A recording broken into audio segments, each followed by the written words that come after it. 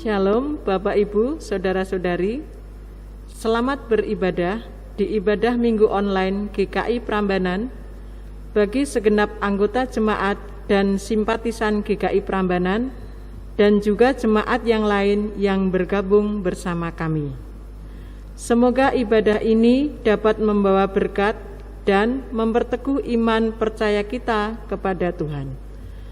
Segala kemuliaan hanya bagi nama Tuhan kita, Yesus Kristus. Tuhan memberkati kita sekalian. Ibadah Minggu 22 Agustus 2021 dipimpin oleh Pendeta Li Tianxiang dari GKI Cepu. Warta jemaat dapat dibaca melalui warta jemaat online yang telah di-share di grup WhatsApp GKI Prambanan. Jemaat, mari kita bangkit berdiri.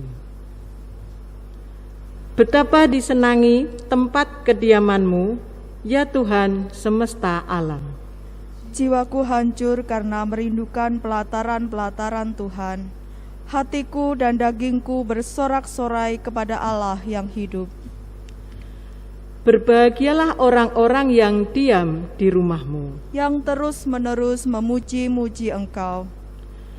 Berbahagialah manusia yang kekuatannya di dalam Engkau, yang berhasrat mengadakan ziarah. Mereka berjalan makin lama makin kuat, hendak menghadap Allah di Sion. Sebab Tuhan Allah adalah matahari dan perisai, kasih dan kemuliaan Ia berikan. Ia tidak menahan kebaikan dari orang yang hidup tidak bercela. Mari jemaat, kita akan pujikan PKJ 221 bait yang pertama dan kedua. Kasih Allah pengikatnya.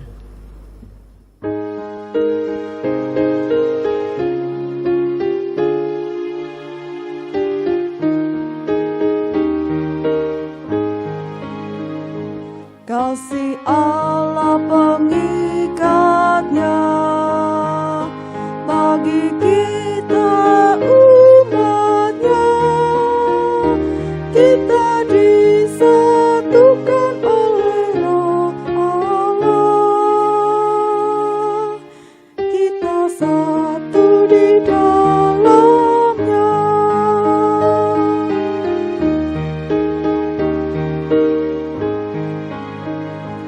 Mari kita bernyanyilah, mari nikmati kasih-Nya, mari gandeng tangan agar nyata, kita satu di dalamnya.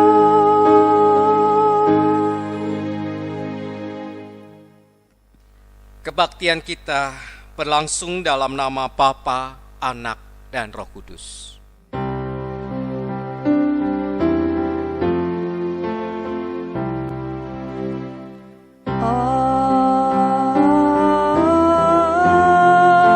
Amin, amin,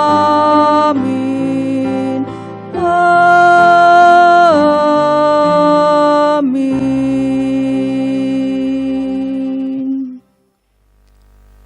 Tuhan beserta saudara. Dan beserta saudara juga. Jemaat, dipersilahkan duduk kembali. Umat kekasih Tuhan, ulang tahun GKI hari ini kita rayakan masih dalam situasi pandemi yang penuh keterbatasan. Ibadah tatap muka, aktivitas gerejawi, dan kegiatan sosial kemasyarakatan dilakukan secara terbatas. Di satu sisi, keterbatasan dapat menantang kita menjadi lebih kreatif dan inovatif. Di sisi lain, keterbatasan dapat juga membuat kita menjadi pasif dan apatis. Apakah kehidupan bergereja kita di masa ini diwarnai dengan kreativitas dan inovasi? Tidak berhenti untuk terus berderap dalam karya dan kasih? Ataukah kehidupan bergereja menjadi redup dan dingin? Marilah kita mengakui kelemahan dan kegagalan kita di hadapan Tuhan. Seraya bertanya kepada diri sendiri, sudahkah yang terbaik kuberikan kepada Yesus Tuhanku?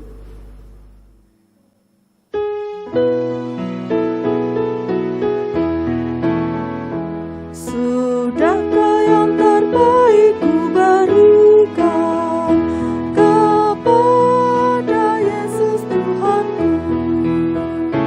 Besar pengorbanannya di Kalvari, diharapnya terbaik dariku. Berapa yang terhilang telah ku cari, dan ku lepaskan yang terbalikku. Sudahkah yang terbaik ku berikan kepada Yesus Tuhanku?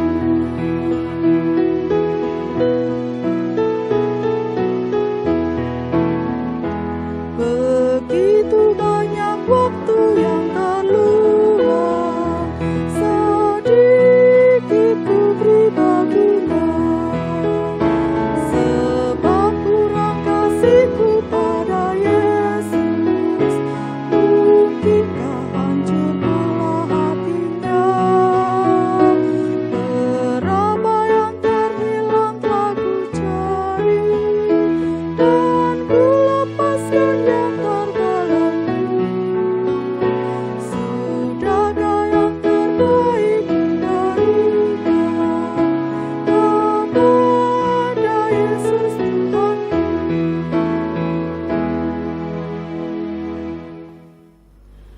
Bapa Surgawi, ketika pandemi datang, kami hidup dalam keterbatasan, namun tidak ada yang dapat membatasi kasih-Mu kepada kami.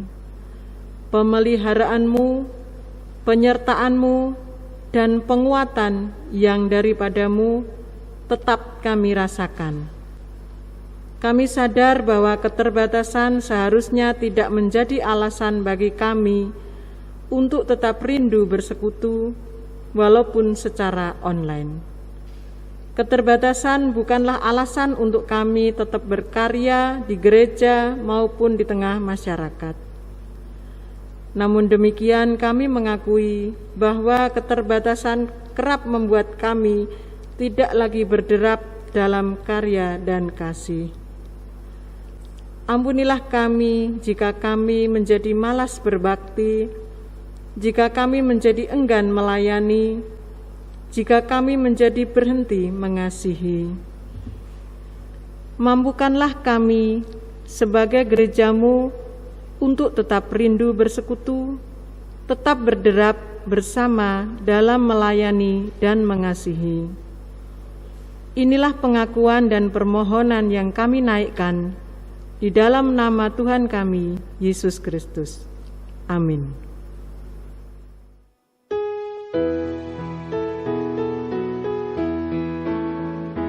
Ku tak mau lebih lama dalam jurang, ku panjat dindingnya terjang. Dunia yang kan binasa memerlukan berita kasih Allah yang kekal. Berapa yang terhilang telah ku cari, dan ku lepaskan yang terbalikku. Sudahkah yang terbaik ku berikan kepada Yesus Tuhanku?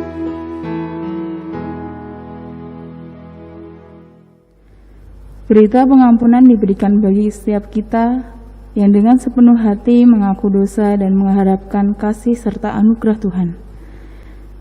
Di dalam 1 Yohanes pasal 4 ayat 16, 19, dan 21 tertulis, Allah adalah kasih, dan barang siapa tetap berada di dalam kasih, ia tetap berada di dalam Allah, dan Allah di dalam dia.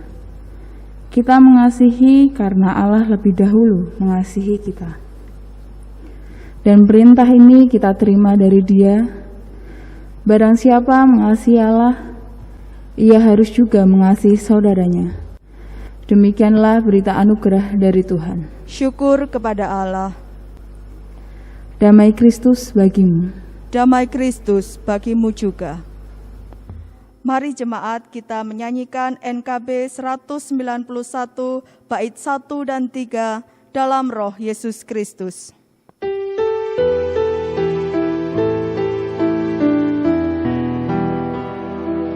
Dalam Roh Yesus Kristus kita satu tetap. Dalam Roh Yesus Kristus kita satu tetap. Mendoakan semua jadi satu kelak. Biar dunia tahu bahwa kita muridnya dalam kasih Tuhan Kristus yang esa.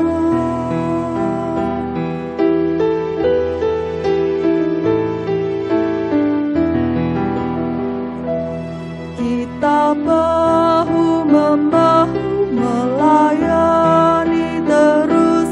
Kita bahu-membahu melayani terus.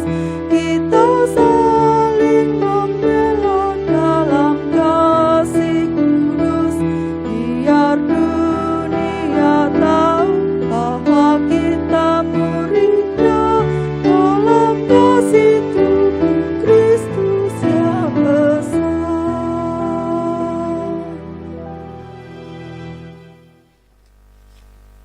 Mari kita berdoa. Ya Tuhan, kami mengucap syukur kepadamu untuk penyertaan, pertolongan dan berkat-Mu, terlebih pengampunan yang senantiasa Engkau berikan kepada kami. Pada saat ini ya Tuhan, kami merendahkan diri, membuka hati dan pikiran kami untuk menyambut firman-Mu. Nyatakanlah kehendak-Mu kepada kami Tuhan. Ajarlah kami agar kami dapat hidup di dalam Engkau, agar kami semakin mengenal Engkau dan kehidupan kami semakin berkenan kepadamu. Di dalam nama Tuhan Yesus Kristus kami berdoa. Amin.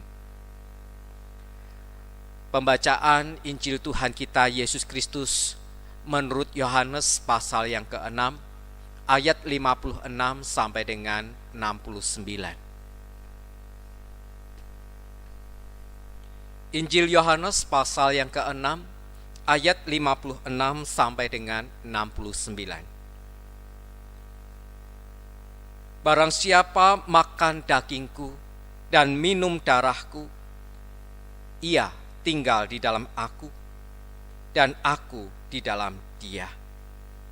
Sama seperti Bapa yang hidup mengutus aku dan aku hidup oleh Bapa, demikian juga barang siapa memakan aku akan hidup oleh aku. Inilah roti yang telah turun dari surga, bukan roti seperti yang dimakan nenek moyangmu dan mereka telah mati. Barang siapa makan roti ini, ia akan hidup selama-lamanya. Semuanya ini dikatakan Yesus di Kapernaum ketika ia mengajar di rumah ibadat. Sesudah mendengar semuanya itu, banyak dari murid-murid Yesus yang berkata, "Perkataan ini keras, siapakah yang sanggup mendengarkannya?" Yesus yang di dalam hatinya tahu bahwa murid-muridnya bersungut-sungut tentang hal itu, berkata kepada mereka, "Adakah perkataan itu menggoncangkan imanmu? Dan bagaimanakah jikalau kamu melihat Anak Manusia naik ke tempat di mana ia sebelumnya berada? Rohlah yang memberi hidup, daging sama sekali tidak berguna.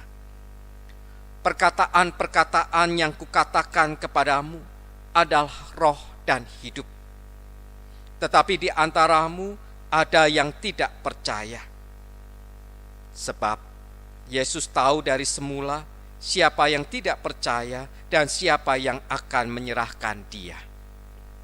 Lalu Ia berkata, sebab itu telah kukatakan kepadamu, tidak ada seorang pun dapat datang kepadaku kalau Bapa tidak mengaruniakannya kepadanya. Mulai dari waktu itu, banyak murid-muridnya mengundurkan diri dan tidak lagi mengikut Dia. Maka kata Yesus kepada ke-12 muridnya, apakah kamu tidak mau pergi juga? Jawab Simon Petrus kepadanya, Tuhan, kepada siapakah kami akan pergi? Perkataanmu adalah perkataan hidup yang kekal, dan kami telah percaya dan tahu bahwa Engkau adalah yang kudus dari Allah. Demikianlah Injil Tuhan kita Yesus Kristus. Berbahagialah mereka yang mendengarkan firman Allah dan yang memeliharanya. Haleluya. Haleluya, haleluya, haleluya.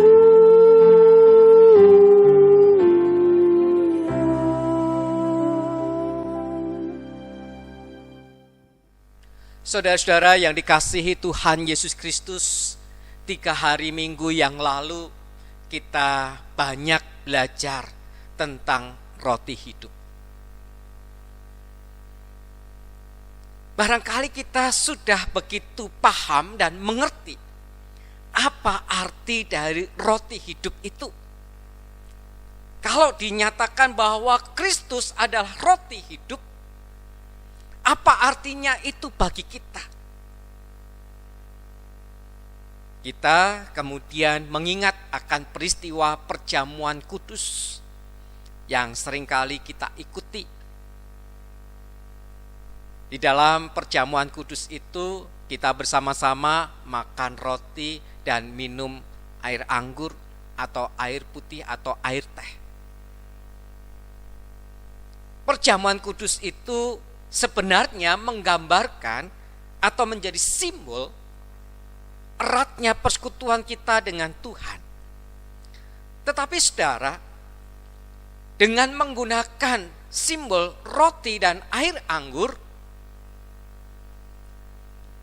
itu juga membuat kita memiliki penghayatan yang berbeda dengan apa yang dialami oleh saudara-saudara kita, jemaat Kristen mula-mula atau mereka yang ada di belahan bumi, di negara Eropa maupun di Timur Tengah.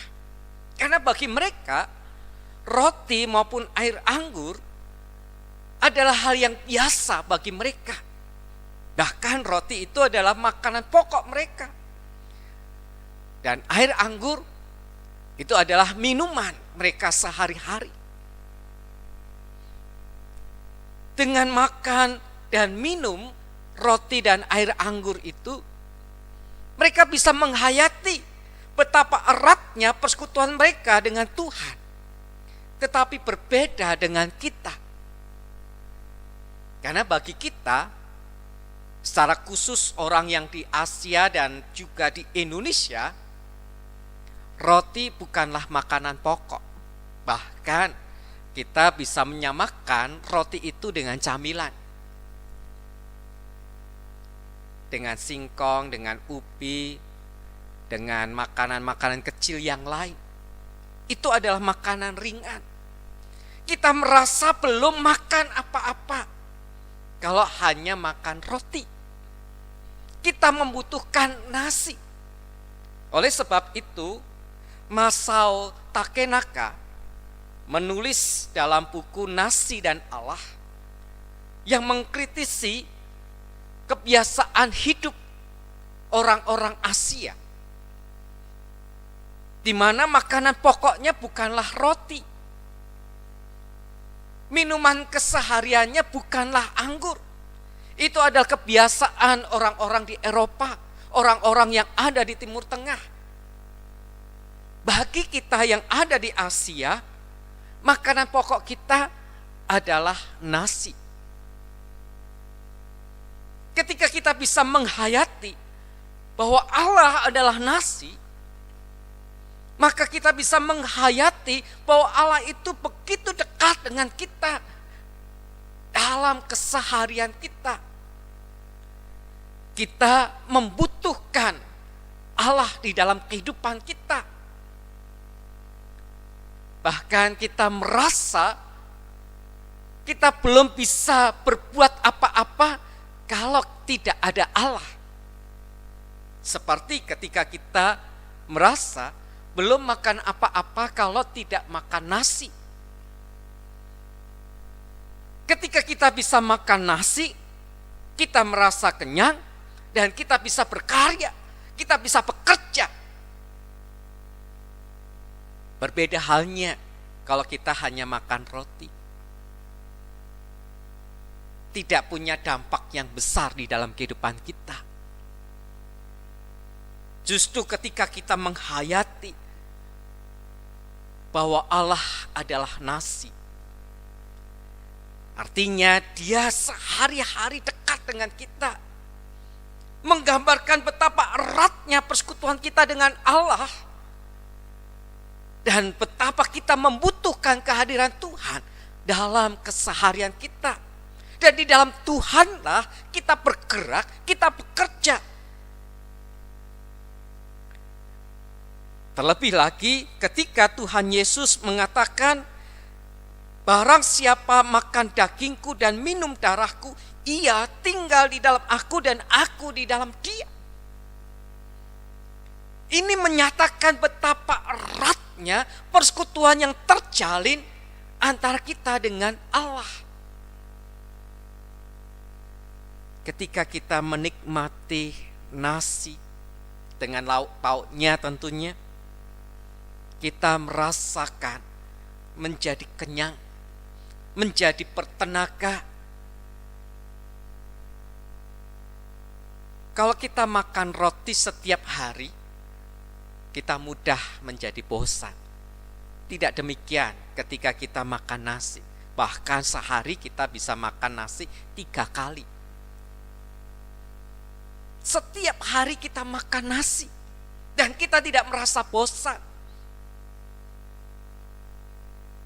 Dan hal itu menggambarkan relasi yang terjalin terus-menerus dengan Tuhan. Kita dekat dengan Tuhan dan kita tidak merasa bosan. Karena kita membutuhkan kehadiran Tuhan, kita membutuhkan persekutuan dengan Tuhan itu. Dan di dalam persekutuan dengan Tuhan itulah yang terjadi, kita tinggal di dalam Dia dan Dia tinggal di dalam kita. Kalimat yang sama juga tertulis di dalam Yohanes pasal 15 ayat yang kelima. Barang siapa tinggal di dalam aku dan aku di dalam dia, ia berbuah banyak. Injil Yohanes pasal yang ke-15 itu bercerita tentang perumpamaan yang dinyatakan oleh Tuhan Yesus menggunakan pokok anggur yang benar. Bahwa Dia adalah pokok anggur yang benar dan kita adalah ranting-rantingnya. Gambaran itu sendiri sudah memberikan kepada kita satu pernyataan betapa eratnya persekutuan kita dengan Kristus yang adalah pokok anggur dan kita adalah ranting-rantingnya. Kita sangat membutuhkan keberadaan Tuhan Yesus. Kita membutuhkan dekat dengan Tuhan Yesus supaya kita bisa tetap hidup dan menghasilkan buah. Oleh karena itu, saudara, di dalam persekutuan kita dengan Tuhan, jadi setiap orang yang tinggal di dalam Kristus dan Kristus tinggal di dalam dia, ia memiliki hidup yang kekal, yaitu berada dalam pengenalan akan Allah. Minta tolong diklik. Kalau kita membandingkan dengan Injil Yohanes pasal 17 ayat yang ketiga, dinyatakan di sana, inilah hidup yang kekal itu, yaitu mereka mengenal Engkau sebagai Allah yang benar dan mengenal Yesus Kristus yang Engkau utus. Hidup dalam pengenalan. Ketika kita melekat dengan Tuhan, kita semakin mengenal Tuhan. Kita berada dalam persekutuan dengan Tuhan, kita semakin mengerti apa yang menjadi kehendak Tuhan. Apa yang ada di dalam hati Tuhan. Dan itu mendorong kita untuk berkarya, menjalani hidup setiap hari sesuai dengan pengenalan kita. Dan kita berada dalam persekutuan dengan Kristus, itu bersekutu bersama di dalam setiap karya. Setiap orang yang tinggal di dalam aku dan aku di dalam dia, ia berbuah banyak. Berbuah itu berarti kita berkarya menghasilkan buah. Ketika Kristus di dalam kita dan kita di dalam Kristus, maka kita akan menghasilkan buah dalam setiap karya kehidupan. Dalam setiap hal yang kita lakukan, kita akan menghasilkan buah. Baik dalam perjumpaan kita dengan saudara-saudara seiman, dengan tetangga kita, dengan siapapun juga, kita akan senantiasa berkarya untuk menghasilkan buah. Ya, menghasilkan buah. Dan tentu saja buah di sini adalah buah yang baik, yaitu buah yang membawa kehidupan, bukan buah yang membawa kehancuran. Kehadiran orang-orang percaya akan senantiasa menghadirkan kehidupan, karena Allah kita adalah Allah yang hidup, bukan Allah yang mati. Allah kita adalah Allah yang penuh kasih, maka kehidupan kita akan menghadirkan kasih. Dan kasih itu dibutuhkan oleh setiap orang yang hidup. Dan dengan kasih itu, maka kehidupan menjadi semakin indah dan penuh dengan damai. Makanya setiap orang yang percaya dan yang menghayati bahwa dia dekat dengan Tuhan, dia terus-menerus berada dalam persekutuan dengan Tuhan, maka selalu yang keluar dalam pikirannya, dalam perkataannya, dalam perbuatannya adalah segala hal yang dikehendaki oleh Tuhan. Kehidupannya justru mencerminkan Allah itu sendiri. Dalam kehadirannya, dia menyatakan cinta kasih, dukungan, semangat. Terlebih di masa pandemi sekarang ini, justru orang-orang yang percaya semestinya menghadirkan kegairahan hidup, semangat, kepedulian, cinta kasih kepada sesama. Bukan sebaliknya, justru mengurung diri dalam ketakutan, dalam kepanikan. Sebaliknya, orang-orang percaya harus bisa menjadi pelopor-pelopor dalam karya kasih, dalam perbuatan, dalam pekerjaan yang baik.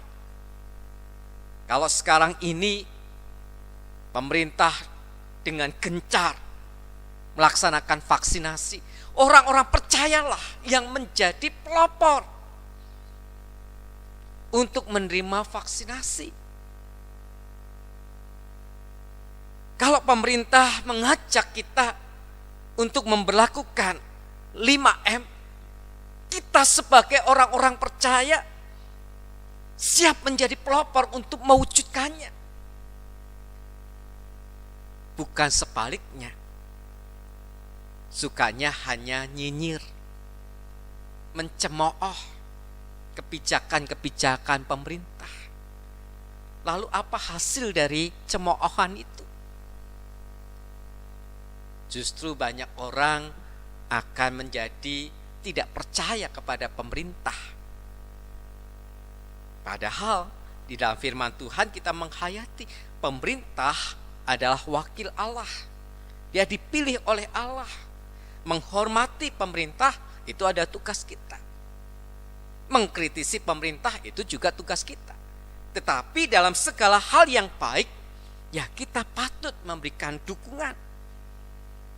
Ketika kita menghayati persekutuan di dalam Tuhan, maka kita akan terus berkarya, menghasilkan karya yang baik, karya yang membawa kepada kehidupan, bukan karya yang membawa kepada kehancuran, kepada kematian. Namun saudara, apa yang dinyatakan oleh Tuhan Yesus kepada orang banyak, kepada murid-muridnya, tidak selalu bisa dimengerti dengan baik. Karena di dalam ayat selanjutnya kita melihat di sana banyak dari murid-murid Tuhan Yesus berkata, perkataan ini keras, siapakah yang sanggup mendengarkannya? Mereka tidak siap dengan apa yang dinyatakan oleh Tuhan Yesus. Kenapa? Itu pertanyaan kita. Mengapa mereka tidak siap?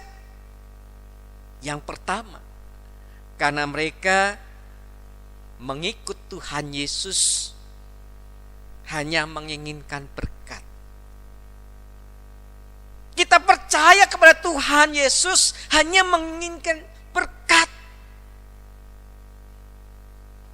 Itulah sebabnya ketika para murid itu, orang-orang banyak itu datang menjumpai Tuhan Yesus di Kapernaum,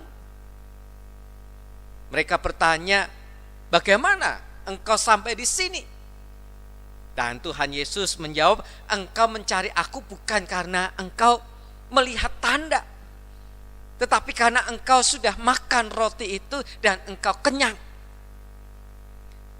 Yang dicari orang banyak itu hanyalah berkat-berkat. Percaya kepada Tuhan karena menginginkan berkat-Nya. Apalagi kalau dijanjikan dengan memberikan persepuluhan, maka Tuhan akan mengembalikan berlipat-lipat ganda. Wah, orang sangat rajin untuk memberikan persepuluhan. Mengapa? Ya karena menginginkan berkat. Apalagi ditambahi dengan memberikan persepuluhan itu kita sama dengan menghutangi Tuhan. Loh, kok konsepnya jadi menghutangi Tuhan? Padahal kita menghayati persembahan yang kita berikan kepada Tuhan adalah ungkapan syukur, bukan untuk menghutangi Tuhan, bahkan mengembalikan apa yang Tuhan sudah berikan kepada kita. Tetapi kebanyakan orang mengikut Tuhan, percaya kepada Tuhan, beragama, beribadah karena selalu menginginkan berkat-berkat-Nya. Mereka tidak siap untuk berubah, untuk diubah, apalagi berkomitmen untuk menjalani hidup, berkarya, menghasilkan buah, keluar dari zona kenyamanannya, untuk menyapa orang lain, orang-orang yang menderita, apalagi untuk berbagi. Itu yang ada dalam benak mereka. Mereka tidak siap ketika Tuhan Yesus menyatakan kepada mereka bahwa dagingku adalah makanan, darahku adalah minuman, dan dengan makan dan minum daging dan darahku, engkau tinggal di dalam aku dan aku di dalam engkau. Mereka tidak siap karena mereka hanya menginginkan berkat-berkat Tuhan. Tidak demikian dengan ke-12 murid. yang telah dipilih oleh Tuhan Yesus. Ketika Tuhan Yesus berkata kepada mereka, apakah engkau tidak pergi juga? Petrus mewakili para murid yang lain seperti biasanya mengatakan, kepada siapa kami akan pergi? Karena mereka selama ini sudah berjalan bersama dengan Tuhan Yesus, sudah melihat karya Tuhan Yesus, sudah mendengarkan pengajaran Tuhan Yesus. Mereka mengenal Tuhan. Mereka memiliki persekutuan yang erat, yang terus-menerus dengan Tuhan Yesus. Dan Petrus melanjutkan pernyataannya, bahwa perkataanmu adalah perkataan hidup yang kekal. Apa yang engkau ajarkan, apa yang engkau nyatakan, memberikan satu kehidupan di dalam kehidupan kami. Itulah sebabnya mengapa kita perlu untuk bersekutu dengan Tuhan setiap hari, seperti ketika kita makan nasi. Karena dari kita bersekutu dengan Tuhan, kita bisa mengenal apa yang dinyatakan kepada Tuhan sebenarnya yang kita butuhkan dalam kehidupan kita. Kita bisa menghayati bahwa firman Tuhan adalah pernyataan firman yang hidup, yang akan menghidupkan kita dan menolong kita di dalam kehidupan sehari-hari. Dan seperti yang dinyatakan di dalam Yohanes pasal 17 ayat yang ketiga, bahwa hidup yang kekal adalah mengenal Engkau, satu-satunya Allah yang benar, dan mengenal Yesus Kristus yang Engkau utus. Petrus mengatakan kepada Tuhan Yesus, kami telah percaya dan tahu bahwa Engkau adalah yang kudus dari Allah. Mereka mengenal siapa Yesus, sekalipun ada satu di antara mereka yang nantinya akan menyerahkan Tuhan Yesus. Saudara-saudara yang dikasihi Tuhan Yesus Kristus, ketika kita percaya secara pribadi kepada Tuhan Yesus, kita akan disekutukan, disatukan bersama dengan murid-murid yang lain di dalam persekutuan dengan Kristus. Minta tolong klik lagi. Kita dijadikan satu persekutuan kasih, di mana kita saling mengasihi, sekalipun pada saat ini kita tidak bisa melaksanakan ibadah di gedung gereja, tetapi kita di dalam persekutuan kita bersama, sekalipun di rumah masing-masing, kita masih menyatakan kasih, merindukan persekutuan bersama di dalam cinta kasih, merindukan saudara-saudara kita seiman. Dengan penuh kasih kita mendoakan mereka, mengingat mereka, merindukan mereka. Dan bersama dengan setiap anggota tubuh Kristus, kita juga berkarya untuk menyatakan kasih Kristus kepada dunia.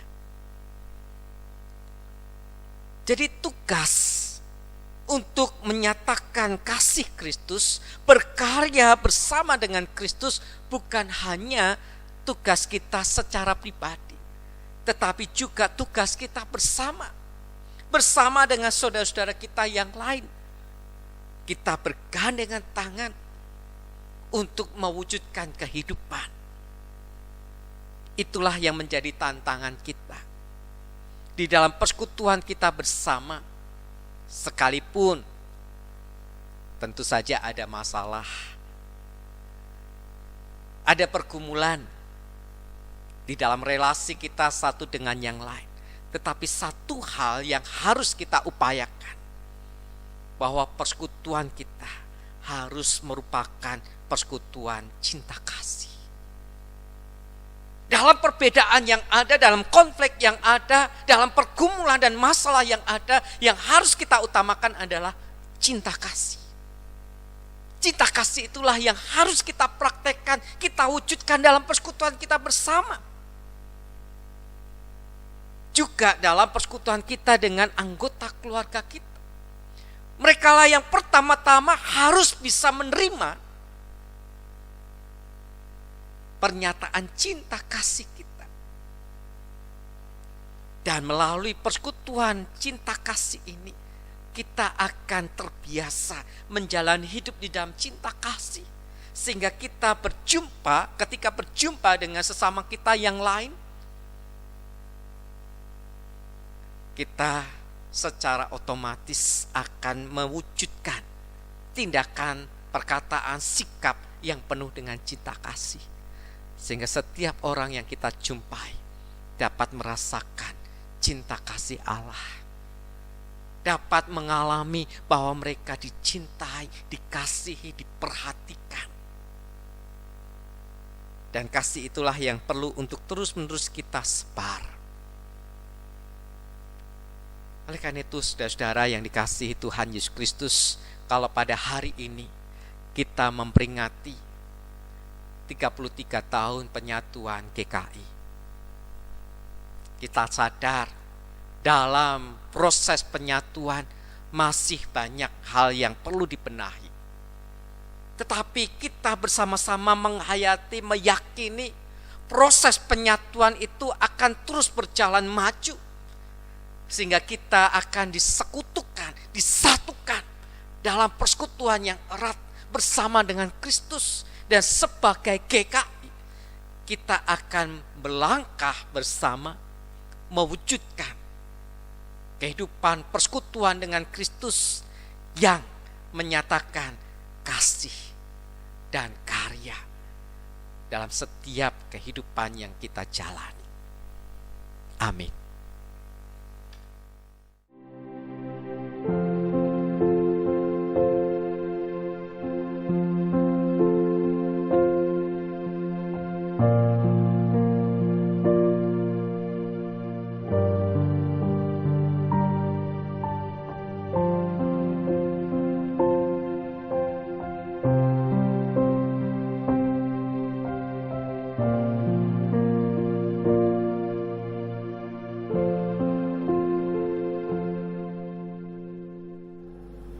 Jemaat, mari kita bangkit berdiri. Umat kekasih Tuhan bersama dengan umat Allah di masa lalu, masa kini, dan masa depan, marilah kita mengingat pengakuan pada baptisan kita menurut pengakuan iman rasuli. Aku percaya kepada Allah, Bapa yang Maha Kuasa, Khalik langit dan bumi, dan kepada Yesus Kristus, Anak-Nya yang tunggal, Tuhan kita, yang dikandung dari Roh Kudus, lahir dari anak darah Maria, yang menderita sengsara di bawah pemerintahan Pontius Pilatus, disalibkan, mati, dan dikuburkan, turun ke dalam kerajaan maut.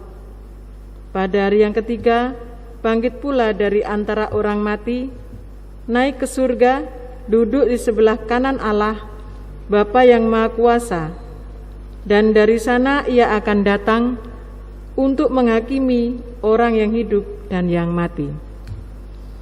Aku percaya kepada Roh Kudus, gereja yang kudus dan am, persekutuan orang kudus, pengampunan dosa, kebangkitan orang mati, dan hidup yang kekal. Amin. Mari kita menaikkan doa syafaat kita.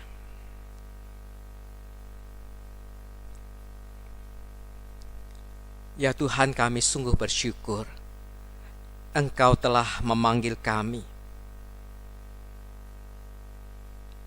Engkau telah menolong kami untuk tinggal di dalam Kristus, sehingga Kristus tinggal di dalam kami. Kami sungguh bersyukur untuk cinta kasih yang Engkau nyatakan kepada kami melalui Putra-Mu yang tunggal Tuhan kami, Yesus Kristus, yang telah disalibkan untuk menebus dosa-dosa kami. Kami sungguh bersyukur bahwa kami telah Engkau jadikan milik-Mu, agar kami berada dalam persekutuan dengan Engkau, mengenal Engkau, dan terus-menerus berjalan, melangkah bersama dengan Tuhan. Kami juga bersyukur ya Tuhan, Engkau telah menempatkan kami bersama dengan saudara-saudara kami yang lain di dalam persekutuan bersama di gereja Tuhan. Kami bersyukur untuk ungkapan cinta kasih yang kami terima dari saudara-saudara kami. Kami juga bersyukur kami diberi kesempatan untuk mengungkapkan cinta kasih kepada mereka. Kami menyadari dalam perjumpaan kami terkadang ada masalah, ada pergumulan, ada perbedaan, ada konflik. Tetapi mampukanlah kami Tuhan untuk tetap mengutamakan cinta kasih dalam relasi kami bersama. Saat ini kami rindu ya Tuhan. Kami rindu bisa berjumpa kembali dengan saudara-saudara kami yang kami kasihi. Kami rindu bisa beribadah kembali di gedung gereja. Kami rindu ya Tuhan bisa menikmati hadirat Tuhan di rumah Tuhan. Kami rindu ya Tuhan, tanpa takut kami menghadiri persekutuan-persekutuan yang menolong kami untuk semakin mengenal Tuhan dan juga mengalami persekutuan bersama saudara-saudara kami.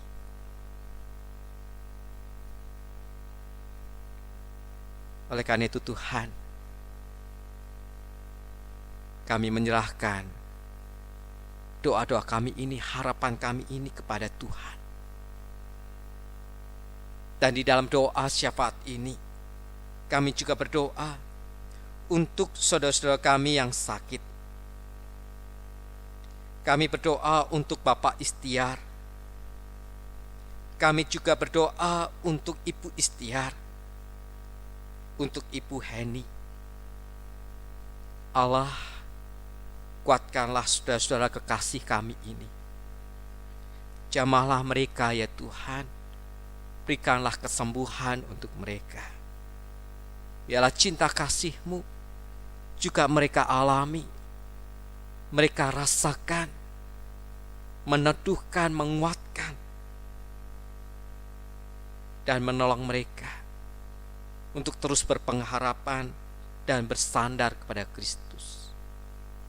Kami juga berdoa untuk Ibu Slamet. Kami juga berdoa untuk Priscilla Yeni, Ibu Sutardi. Kiranya Tuhan juga menyapa mereka, memberikan kesembuhan kepada mereka. Kami rindu ya Tuhan, mereka dipulihkan. Karena kesembuhan mereka adalah sukacita kami, harapan kami. Kami juga berdoa untuk Ibu Siswan Liang. Kami juga berdoa untuk Bapak Yunanto. Kami juga berdoa untuk Saudara Hartono Kurniawan. Allah, saudara-saudara kami ini membutuhkan Engkau, membutuhkan jamahan-Mu, membutuhkan pertolongan-Mu. Kuatkanlah mereka ya Tuhan, jamahlah mereka, sembuhkanlah mereka, kuatkanlah mereka ya Tuhan. Kami rindu mereka tetap bisa merasakan kehadiran Tuhan, jamahan dan cinta kasih Tuhan, sekalipun kondisi fisik mereka terbatas. Saat ini kami juga berdoa ya Tuhan, untuk pergumulan yang dihadapi oleh umat Tuhan di GKI Prambanan ini. Kiranya Tuhan menolong dalam setiap usaha yang dijalani, dalam setiap pekerjaan yang ditekuni. Tolonglah ya Tuhan, permasalahan ekonomi akibat pandemi ini banyak melanda saudara-saudara kami sebangsa setanah air. Demikian juga saudara-saudara seiman kami, anggota persekutuan bersama dengan kami. Allah, kuatkanlah mereka, berikanlah jalan keluar, dan berkatilah setiap usaha dan pekerjaan mereka. Kami juga berdoa ya Tuhan, untuk saudara-saudara kami yang berulang tahun dalam minggu ini. Biarlah kiranya dengan bertambahnya usia mereka semakin dapat menghayati akan kehadiran Tuhan dalam hidup mereka, dan juga semakin dewasa di dalam iman, di dalam pengenalan akan Tuhan. Hidup mereka semakin kokoh, semakin kuat di dalam Kristus, dan mereka dapat terus menjadi saluran berkat-berkat Tuhan. Saat ini kami juga berdoa untuk bangsa dan negara kami, Indonesia. Di tengah upaya memerangi pandemi, kami memohon berkat-Mu Tuhan, supaya proses vaksinasi dapat berjalan dengan baik dan lancar. Kami juga berdoa ya Tuhan, agar para penyintas dapat dipulihkan. Kami juga berdoa untuk segenap tenaga medis yang menolong para penyintas. Berikanlah kepada mereka kekuatan, kesabaran, ketekunan, agar mereka dapat menghayati bahwa segala hal yang mereka lakukan telah mereka lakukan untuk Tuhan, untuk hormat dan kemuliaan nama Tuhan. Kami menyerahkan pemerintah bangsa kami ini Tuhan. Berikanlah kepada mereka hikmat dan kebijaksanaan, agar segala kebijakan yang diambil akan mendatangkan kebaikan. Dan kiranya di dalam berkat Tuhan, segala keputusan yang diambil akan membawa kehidupan bangsa dan negara ini boleh semakin membaik, pulih, dan bisa mengatasi pandemi dengan baik. Kami juga menyerahkan kehidupan kami masing-masing ke dalam tangan kuasa Tuhan. Di tengah pergumulan yang begitu banyak, kami percaya Engkau senantiasa hadir dan menyapa kami dengan cinta kasih. Oleh karena itu Tuhan, kami mau melangkah bersama dengan Kristus untuk mewujudkan kehidupan yang berkenan kepada Tuhan. Inilah doa-doa kami yang Tuhan, yang kami panjatkan di dalam nama Tuhan Yesus Kristus yang telah mengajarkan kepada kami berdoa.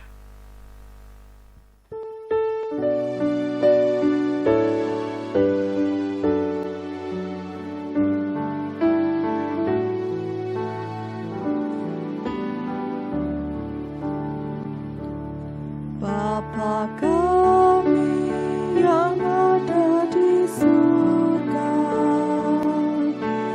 dikuduskanlah nama-Mu, datanglah kerajaan-Mu, jadilah kehendak-Mu di bumi seperti di surga.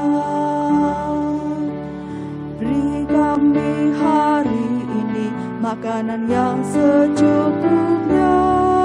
Ampuni salah kami, seperti kami ampuni yang bersalah pada kami. Jangan bawa kami dalam pencobaan, melainkan lepaskan kami dari yang jahat, sebab Kaulah yang punya kerajaan dan kuasa dan kemuliaan sampai selama-lamanya.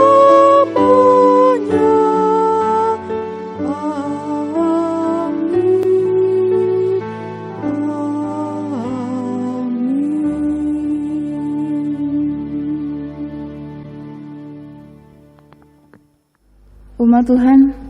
Firman Tuhan mengingatkan kita untuk selalu bersyukur kepada Tuhan di setiap waktu, dalam segala kondisi dan situasi.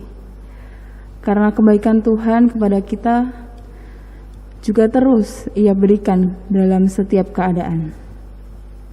Pemazmur dalam Mazmur 107 ayat yang pertama berseru, "Bersyukurlah kepada Tuhan, sebab Ia baik.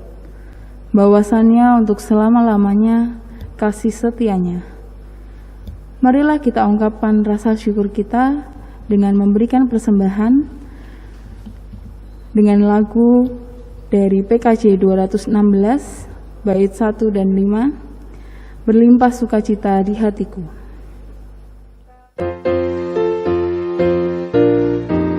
Berlimpah sukacita di hatiku, di hatiku, di hatiku, berlimpah sukacita di hatiku, tetap di hatiku. Aku bersyukur, bersukacita, kasih Tuhan diam di dalamku. Aku bersyukur, bersukacita, kasih Tuhan diam di dalamku.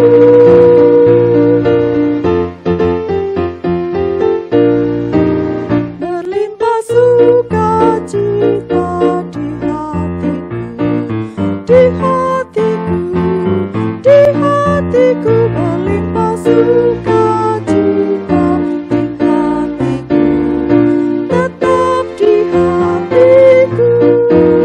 Aku bersyukur, bersukacita, kasih Tuhan diam di dalamku.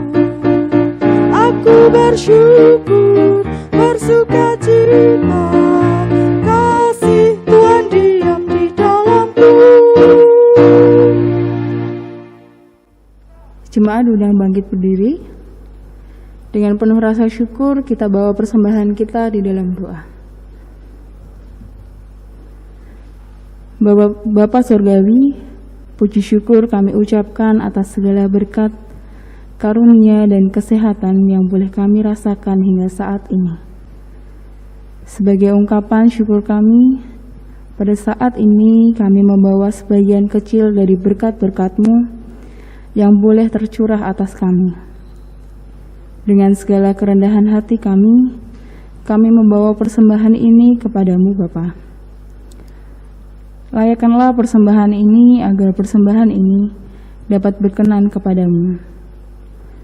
Berkati juga orang-orang yang mengelola persembahan ini Tuhan. Kiranya persembahan ini dapat dipergunakan dengan rasa tanggung jawab untuk kemuliaan nama-Mu saja. Inilah doa kami Tuhan, di dalam nama Tuhan Yesus Kristus kami telah berdoa. Amin. Dengan tetap berdiri, marilah kita menyanyikan NKB 230, bait 1 dan 2, berderaplah satu.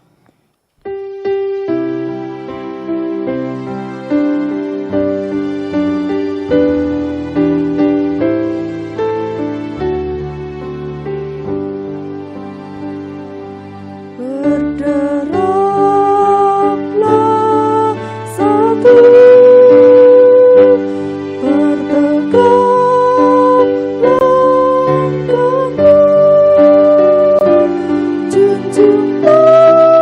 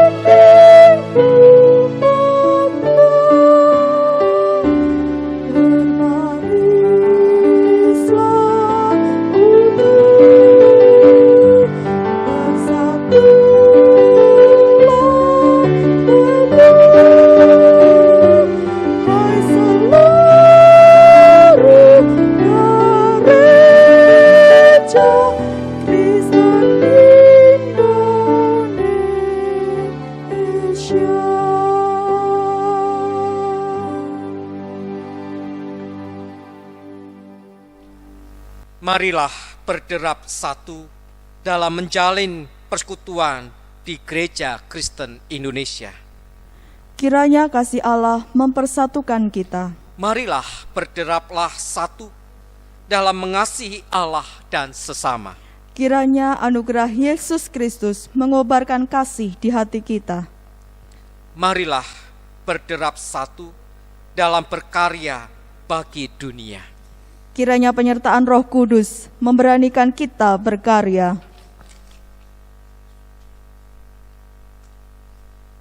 Terimalah berkat Tuhan.